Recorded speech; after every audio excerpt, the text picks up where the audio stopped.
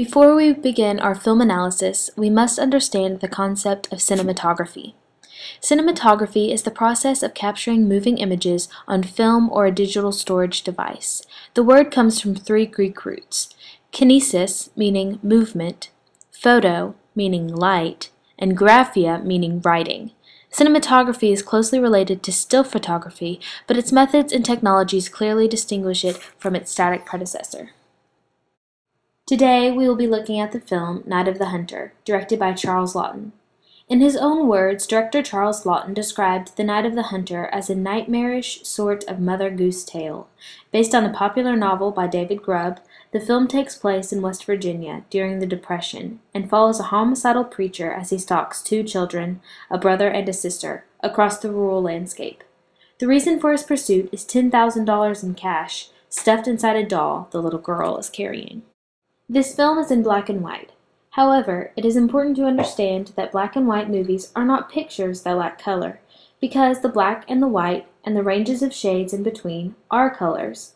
The distinct contrasts and hard edges of black and white cinematography can express an abstract world. Oftentimes, movies shot in black and white have moral or ethical implications. In theater, for centuries, black and white costuming has been used to distinguish between the good and the bad characters. In this film, we see that Laughton uses black and white cinematography to portray his story in a childlike, dreamlike manner, while also showing the differences in moral uprightness between his characters. Fear is only a dream, or so goes the lullaby over the opening credits. Right from the opening images, faces of young boys and girls are superimposed like shining stars on a night sky, giving a childlike feel. The story told to the children is a biblical story about a wolf in sheep's clothing. An abrupt cut, accompanied by blaring horns, introduce Harry Powell, played by Robert Mitchum, on the road in a stolen car, engaged in a casual, one-sided conversation with God. "What's it going to be, Lord? Another widow?"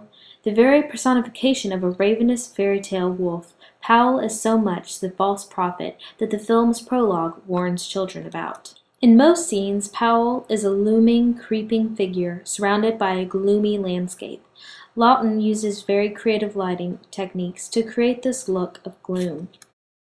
Laughton also used special lighting techniques to illuminate only one side of Powell's face to make him two-faced. He has a light side, which shows the front he puts on for others, and a dark side, which shows the true, dangerous murderer that Powell truly is. When Powell materializes at the home of John and Pearl, he's a looming silhouette projected on a window curtain, as John is telling Pearl a goodnight story. We continuously see Powell's two faces, and Laughton constantly reminds his audience of the dark side of the Reverend. Laughton also uses unique lighting during the murder scene of the children's mother, Willow. She is surrounded by a halo of light, representing her innocence in the situation. In this scene, the bedroom itself resembles a chapel, again reminding the audience that Powell is a wolf in sheep's clothing. After the death of their mother, Powell becomes a true villain in the lives of John and Pearl. His threat is portrayed almost in a cartoonish way to show the threat through the viewpoint of the children. On the run from Powell, the kids drift down the Mississippi on a small boat, while nature watches from the sidelines. A spiderweb is superimposed over their tiny vessel. Pearl sings a song about a pretty fly. We enter a kind of dreamlike trance as John and Pearl float down the river. Laughton incorporates several close-up shots of animals to give the story a childlike feel, as well as to portray the innocence of the two runaway children.